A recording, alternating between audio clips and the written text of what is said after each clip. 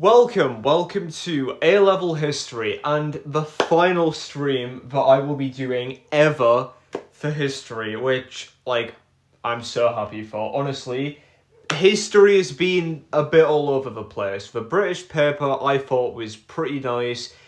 America paper, not so much. No idea what to make of this paper. What I want to do today, because obviously it's almost 8 o'clock now, I'm a tad tired, and I have to get up early tomorrow. What I want to do is I just want to go over a handful of the case studies and a handful of the skeptical cases and publications. And all I want to do is do 1 or 2 bullet points for each one. That's it. Literally 1 or 2 bullet points. I do not want to learn anything new today. I just want to recap what I already know. So, we will start off. Let's start off with the actual case studies. North Berwick. So, Scottish witch hunting. We'll start off with this one. Okay. So, we want to look at the causes. Now, some of the case studies will have causes and then outcomes, aka how the trial ended. This one doesn't. This one, literally, they just want you to talk about what led it to get to the point it did. And there's a lot of factors behind that. So what I'm going to do is we'll do 5 bullet points. We'll try and get 5 out of this, maybe we can. Obviously, the most important one is going to be the role of King James. And because it's in Scotland, it's James VI. What else? The case of Julie Duncan. And also the lack of central control. So those are your main bullet points. Now, there might be some more that I'm kind of forgetting. Let's have a look.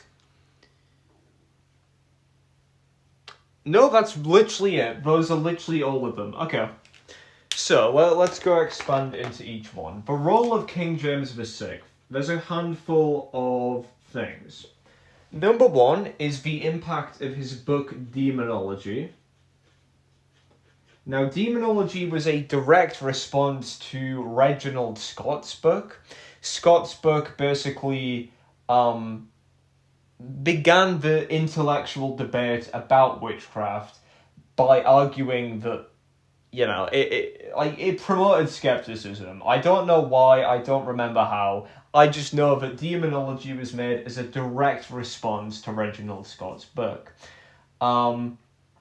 Demonology gave people in Scotland kind of a reason to want to hunt witches. It acted as a direct guidebook.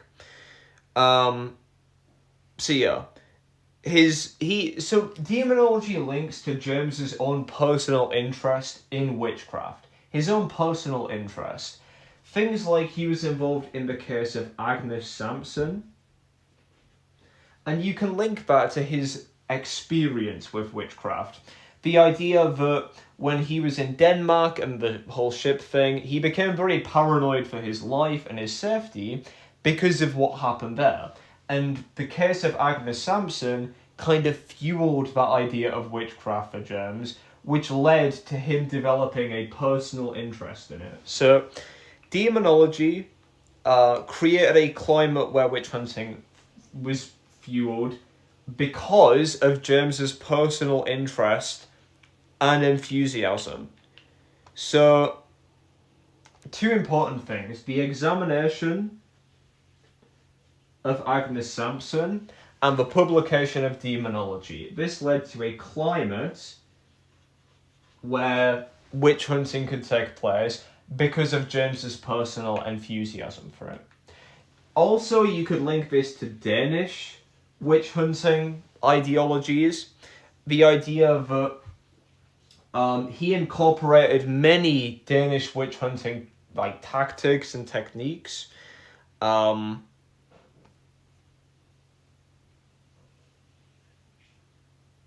So yeah, the continental belief in the diabolical pact and the contribution of ideas from Denmark. So it's this idea that Danish witch hunting ideas contributed heavily to the style of the hunts. Also, another one was the legal system. The legal system in Scotland had majority verdicts. So if you have a jury, normally it would be a unanimous decision. Every member of a jury would have to agree. Meanwhile, in Scotland at the time, it was majority. So it made accusations way easier to then become concrete, like cases. So demonology, the impact of Agnes Sampson on James's enthusiasm for hunting, Danish witch hunting, the legal system. What else?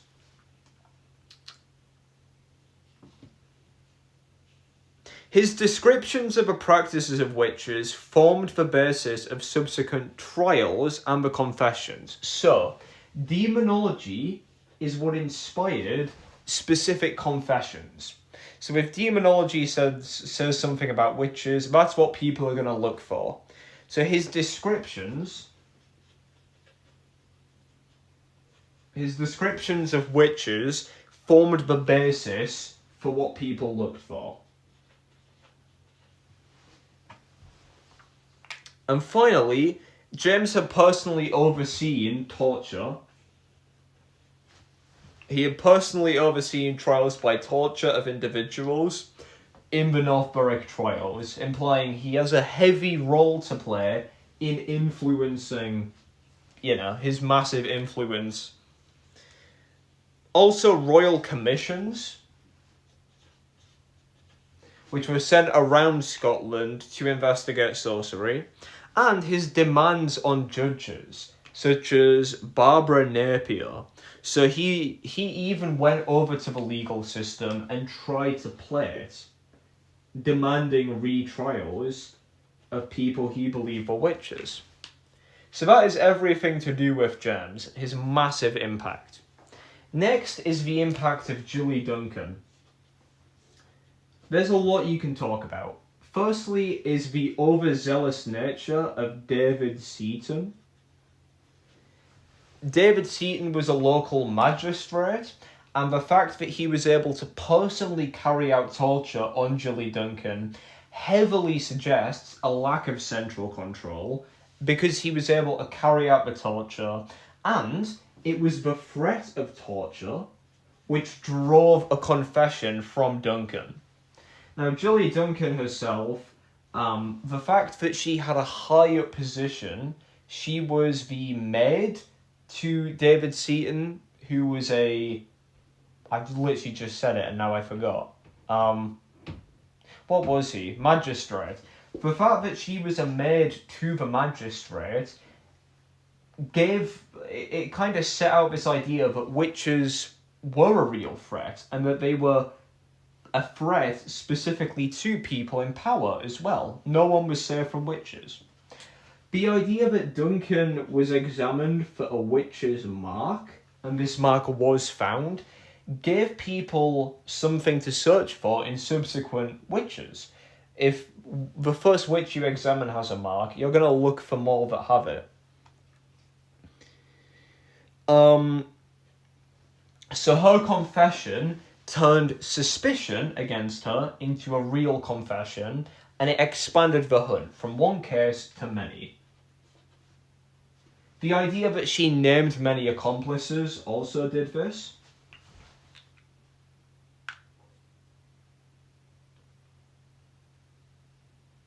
And that's everything for Julie Duncan.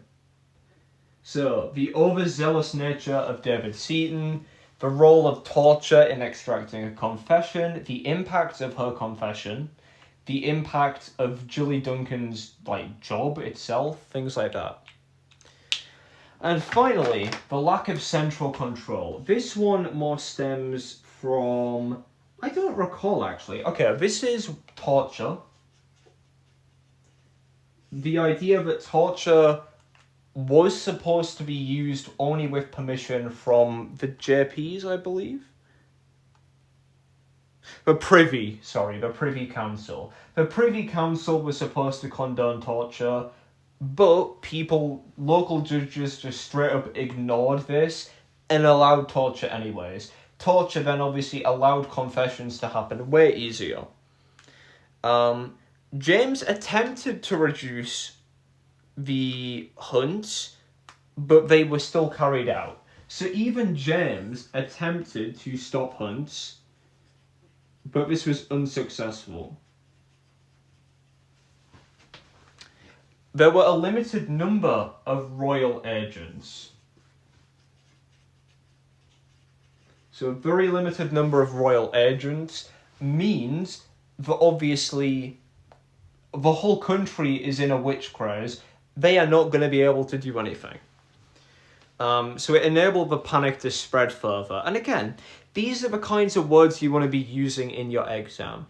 Allow the panic to spread further. Allow the number of trials to expand. Allowed convictions to occur easier. Allowed trials to be carried out. You need to keep reiterating the point, because you are likely going to get asked a question saying this factor was most responsible for whatever, and then you need to elaborate on the whatever. So if it says something about Cotton Mather being the most influential factor in spreading the Salem hunts, you need to talk about the spreading of the Salem hunts, the spreading.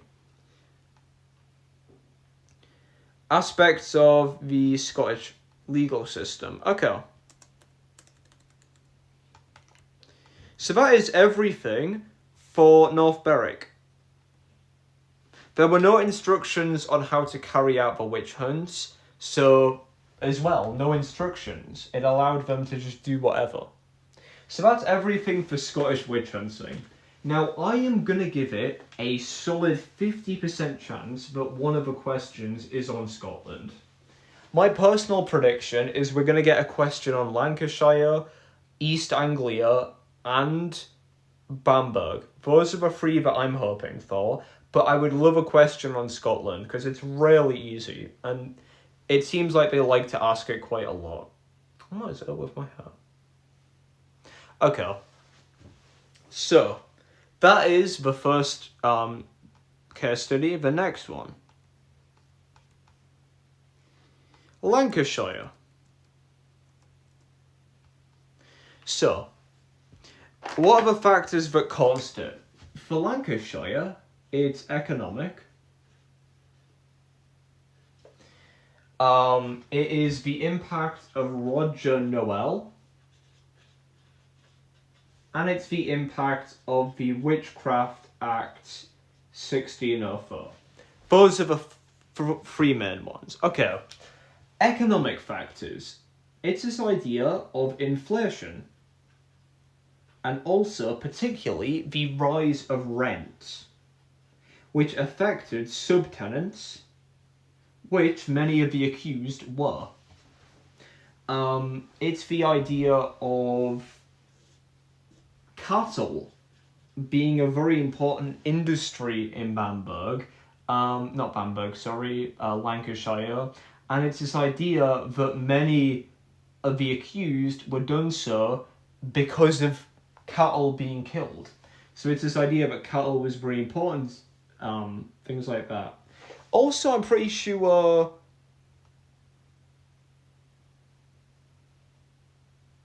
over-enclosure. So enclosure happened on a larger scale. Population increase obviously added to the economic strain. And one of the main people accused was a beggar. So there you go. The economic factors. The idea of over-enclosure, which added to a climate of distrust, because obviously wealthy landowners are going to be a big problem. Inflation is going to heavily impact subtenants, and a number of the accused were. A large population increase put further pressure on resources and increased poverty, and it created social tension. Next is the Witchcraft Act. So the 1604 Act was the first act to mention anything to do with a diabolical pact with the devil.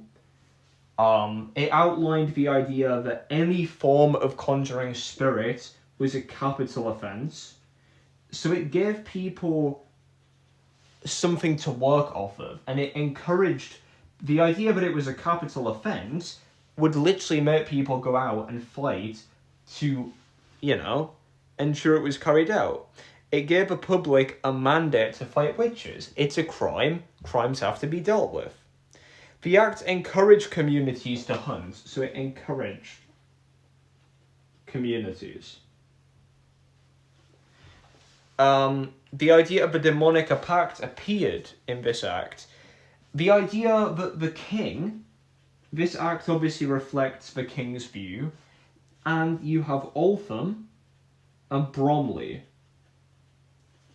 And these two judges will obviously reflect the idea of the king's beliefs, and so will Roger Noel. Roger Noel will reflect the king's beliefs. The king was strongly against Catholics. There you go. Religious tensions. Roger Noel was highly Puritan, so obviously he is going to be opposed to Catholics, just like the king. Religious tensions come into play because you had a number of accused claiming that they were part of a Catholic plot, and they were let off completely free because of it. So yeah, the ambitions of the local magistrate. Also, Noel waited, he imprisoned all of the accused and waited for the assize courts. He waited for the court. Instead of just prosecuting them at a local level, he waited for the assizes because he knew it would give a way bigger focus on the case. It would become more popular. His actions following Alison Davis's confession ensured that it became more widespread. He acted on rumours. The meeting at Malkin Tower was a complete rumour that he followed up on. And it led to further accusations. Out of everyone that was accused, 6 out of 11 were family rivals. So a lot of this case is to do with family rivalry as well. He believed in the dangers of recusantcy, so he was a strong Puritan. One of those accused was a Catholic widow. So it's this idea that he was following his religious duty. He strongly opposed recusants, and he just so happens to accuse them.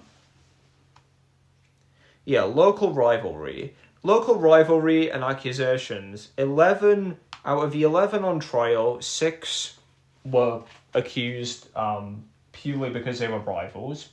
It's this idea that, as well, Puritan, there was a number of Puritan gentry in the area of Lancashire, and obviously those accused were Catholic. Religious tensions rather than statute were central. 3 of the accused women, again, as I just said, convinced them that they were part of a plot. And finally, some families believed in the idea of white magic. So it was this idea that magic and folk healing, a local belief in witchcraft, was already existent. Therefore, it made these trials way easier. So a strong local belief in magic created a climate of witch hunts.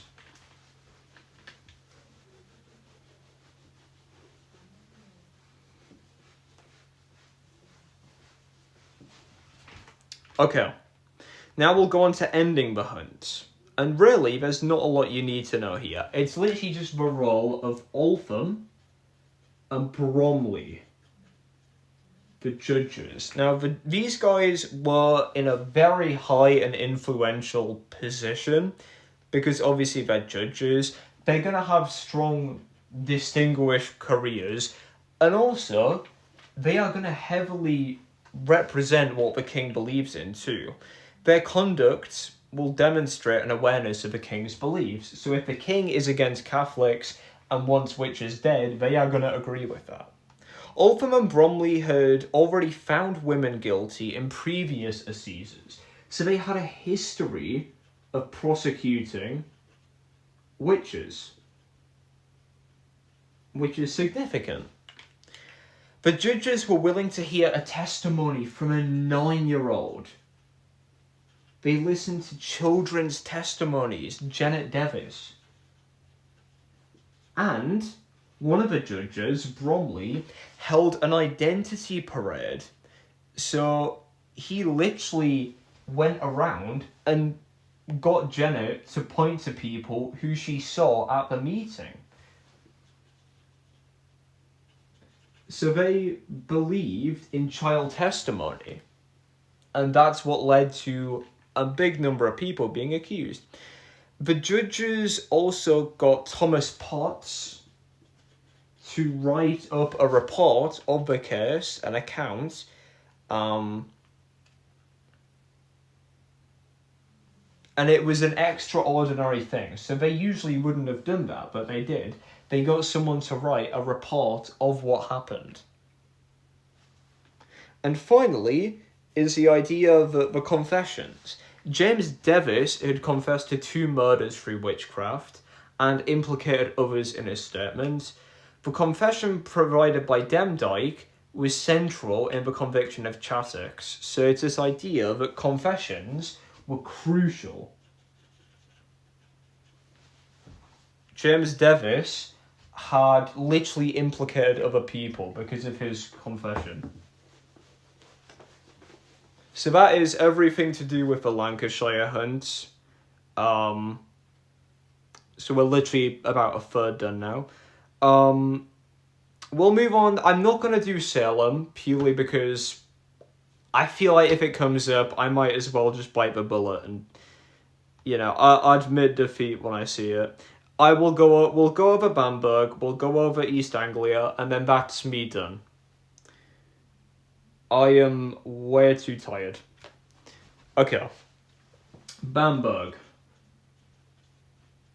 So this is, the important factors behind this one is going to be the impact of the 30 Years' War, economic factors, the role of the Prince Bishop, von Dornheim, and I'm forgetting there's one other factor, right? Okay, maybe not actually. I could probably mention. I'll mention it. I'll mention it in a minute. Okay, so the 30 Years' War. This one heavily ties to economic factors as well, because the 30 Years' War is going to lead to things like, in fact, hold on, I always get this mixed up between the Civil War and the,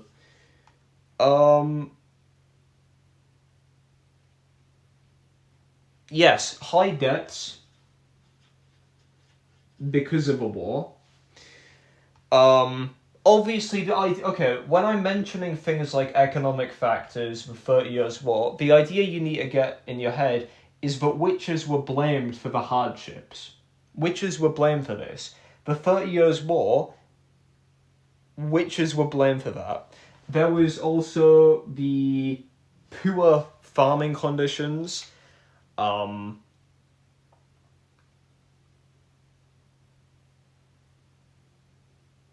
Sorry, I just had like a fucking heart attack.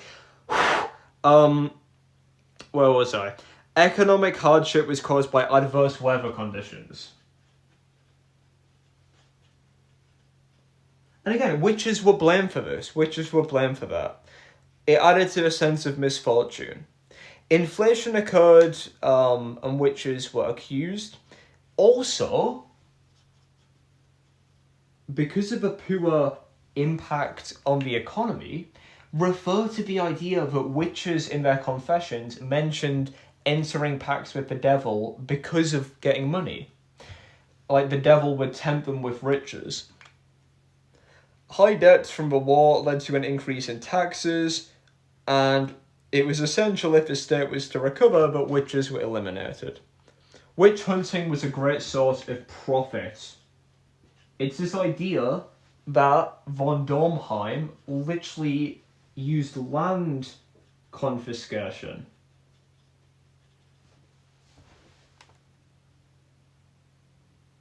Okay, so the two factors that I haven't mentioned. Oh, also just literally mentioned that it disrupted the norms of life. The 30 Years' War disrupted the everyday norms of life. The war weakened imperial control, local control of the government, everything like that, which allowed Dornheim to move unchecked. The two things I didn't mention was the Carolina laws. The Carolina laws permitted the use of torture and fueled the idea that witches didn't work alone, which meant, so Carolina laws allowed torture and meant that you had to name accomplices. So if you got an extract question and it mentions some guy naming accomplices, boom, refer to the Carolina laws. The location of Bamberg being a Catholic state, surrounded by Puritan, Protestant areas, meant that religious tensions were high. Finally is the idea of Dornheim. So he, obviously you can talk about the prophet, talk about his role as Prince Bishop in getting 900 plus killed, his highly influential role as Prince Bishop, his belief in witches, the complete control that he had, judicial control. He built a witch house with a built-in prison and a torture chamber, so it encouraged hunting and it enabled it. He used sermons, so Frederick Fauner held sermons preaching about the dangers of witchcraft and dark magic, and he condoned them. He justified it. He used Fauner's sermons preaching about the evil of witches to say, yes, I'm allowed to kill them. So that is all the reasons why the Bamberg hunts got to the point they did. Man. Okay, we're literally half done now. Almost done with Bamberg, and then we can basically be done with East Anglia. Just give me a sec.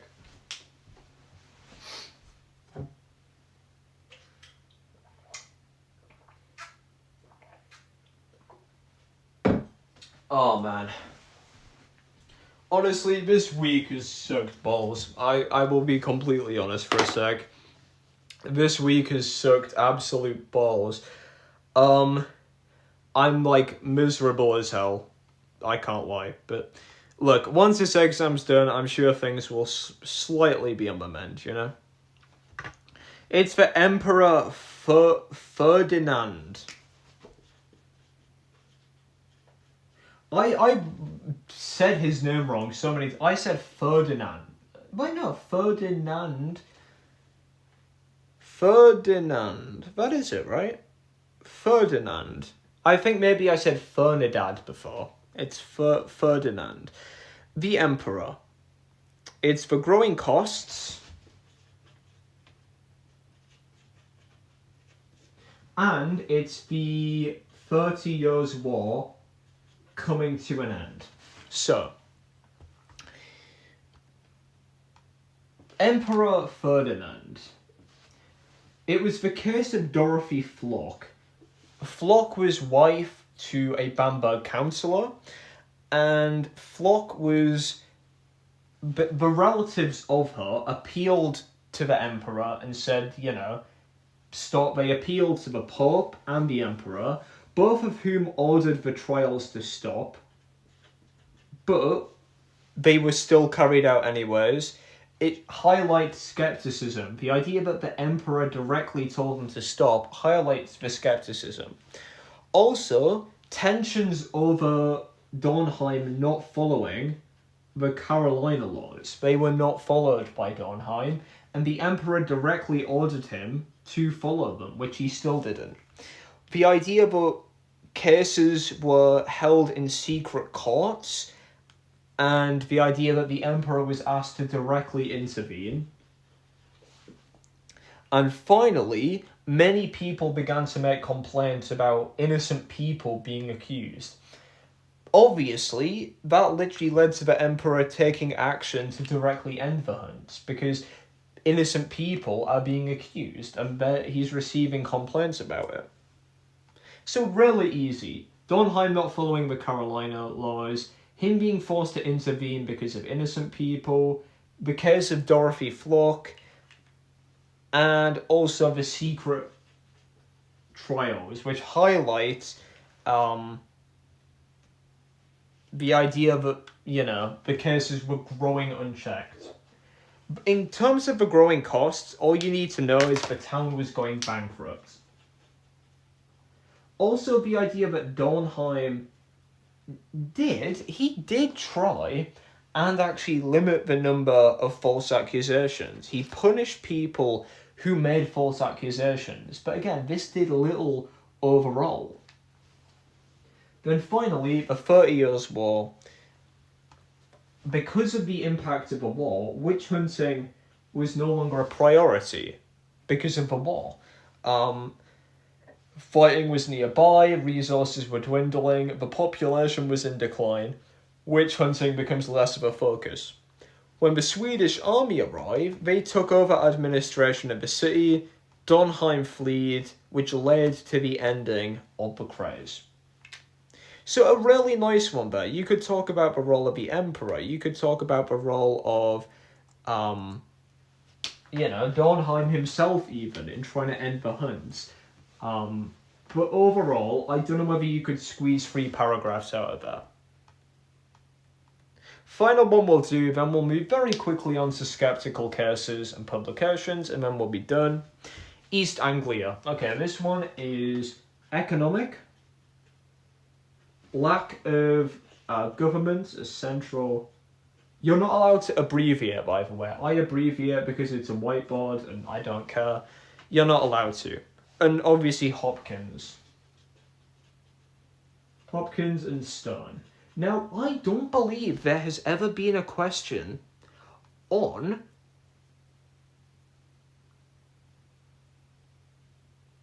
I don't believe that there's ever been a question on the hunt starting in East Anglia. I will wager you right now, there will be a question tomorrow on the context of East Anglia. It will be something like, lack of traditional authority was the most significant reason for the hunt's beginning. I bet your ass right now. So, economic factors, crop failures. Obviously link back to scapegoating.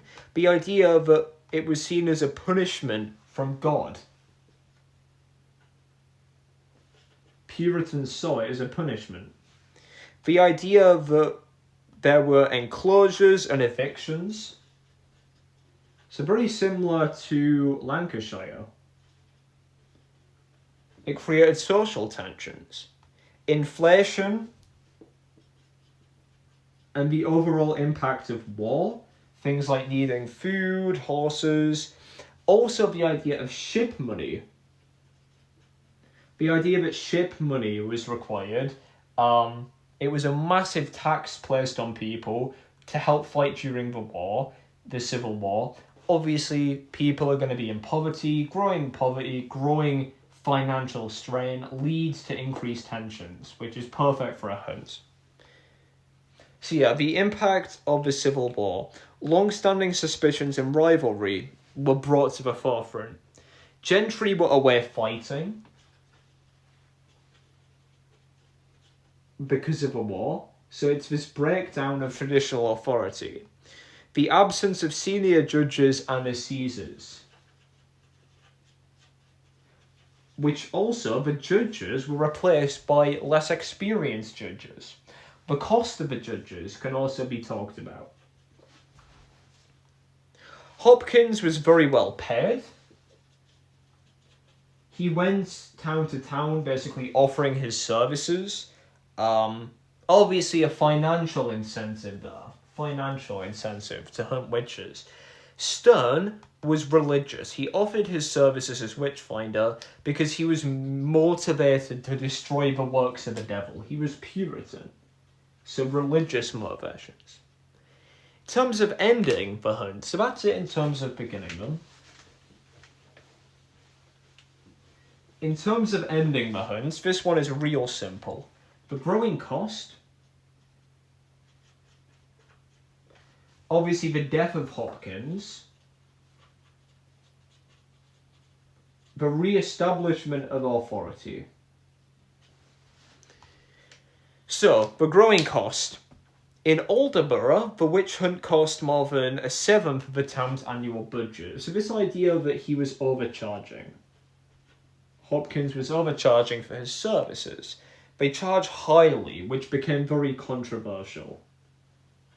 Hopkins even had to issue like a pamphlet explaining his justification. Imprisonment, yes. Imprisonment was a significant cost, to the point where certain towns would have to go out looking for bread money, literally just to feed the prisoners while they were awaiting trial. Because Hopkins and Stern didn't, kill any of them, I don't think. They literally just pointed to people and, hunted for witches. They didn't stay for the trials. The trials was another expense, accommodation and food. So many of the judges were costly. Judges had to come in to East Anglia specifically, costing food, transport, everything like that. The death of Hopkins led to a decline of the hunts, because he was a pivotal part in beginning them. Re-establishment of authority. Traditional forms of authority returned, following the surrender of Charles. The re-establishment of the Assize, and the Assizes led to more acquittals, such as John Godbold.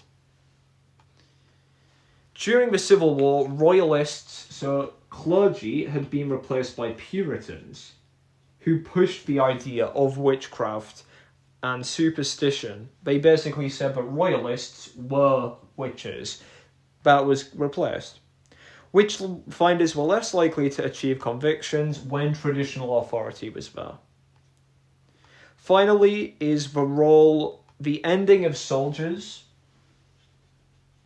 So soldiers putting less pressure on a community for food and supplies. And John Gall preached against the dangers of blaming witches and actually attacked witchfinders. So he was very influential. A bit like Increase Mather, he kind of preached against accusing witches and actually attacked those that were accusing them. And that is everything. That is it. I went over 4 of the cases. I'm telling you now there'll be a question. There has to be a question on Bamberg, surely. I hope there's one on East Anglia, and I would kill for one on Scotland or Lancashire. Right, very quickly, we'll go over the publications. Reginald Scott, Balthazar Becker, Addy, and Samuel Harsnett. These are the main ones you need to know. You don't need to know a lot. Reginald Scott began the intellectual debate about witchcraft. He was the first publication, and it began to change attitudes. His arguments were based on scripture. He criticised the persecution of witches as unchristian, so he used religious arguments. Said it was unchristian to persecute witches, so it gave him some weight. He's not just saying random shit, he's using religion. He was influenced, so Samuel Harsnett condoned Reginald Scott's work. And Harsnett had an influential position connected to the bishop, which means he is going to carry some weight. Scott had a significant influence on later skeptics. Addy defended him. But the limitation is James James VI. He ordered the burning of his book and published Demonology as a response. Demonology became well accepted.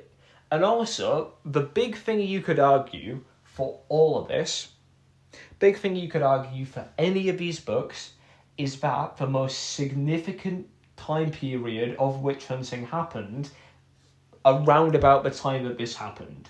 Therefore, you could argue that it didn't do a lot. Samuel Harsner exposed John Darrell, a man that claimed to be an exorcist. He basically called out John Darrell for faking people's possessions. He exposed the Boy of Burton case for being fraudulent. He discredited it, which also led to the idea that cases could be fraudulent, such as the Demon Drummer case.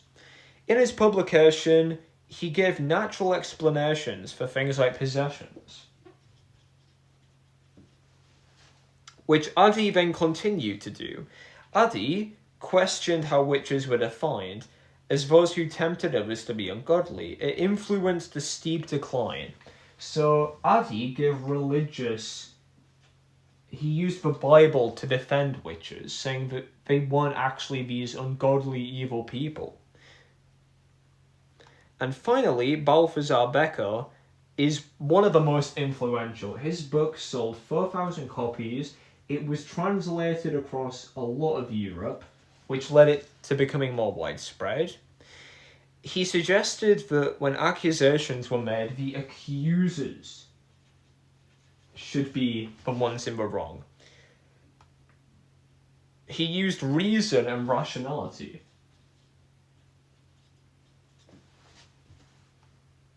He became a member of the Royal Society because of the impact of his work. However, you could also argue that his ideas weren't new at all. People like Webster had already suggested the same ideas. So just a little thought there. And finally, the limitations. Juries continue to return guilty verdicts. So the idea that juries still believed. That's going to be your counter-argument. Witch hunting continued despite the publications until the 18th century. So witch hunting, massive periods of witch hunting happened. The Witchcraft Act was not repealed until 1736, suggesting that beliefs continued. So yeah, the Witchcraft Act of 1604, it was not repealed, suggesting that there was still a strong governmental opinion. Several writers still wrote showing support after 1712, so Wesley, and rebuttals such as demonology. Finally, we'll go over the skeptic cases.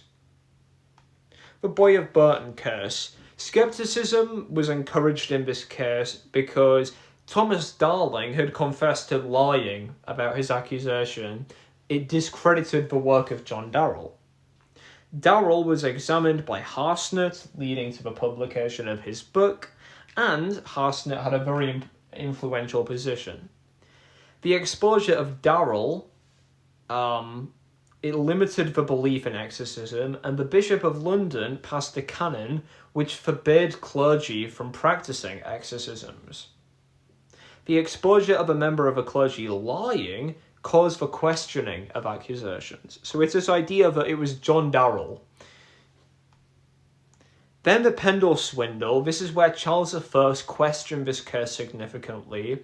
He questioned the accused women, and it suggested that elite people were beginning to change their beliefs on witchcraft. It became clear that the accusations made were motivated by revenge and money. So it led to people realising that these cases could be manipulated. Witch hunting declined significantly after this case. Many did confess voluntarily, but all of them were found innocent. so the idea that confessions no longer held as much weight. Witch hunting continued following the Pendle swindle, and the most significant bout did occur in the years after.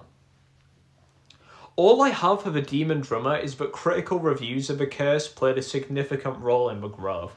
So what I have for this one is that you had Joseph Glanville attempted to promote the case.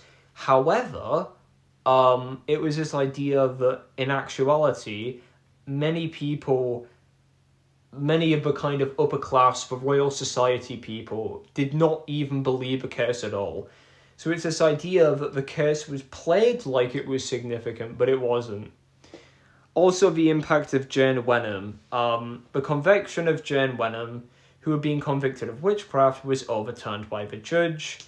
A celebrated book by Hutchinson, a historical essay concerning witchcraft, was published, and that coincided with the end of witch hunting.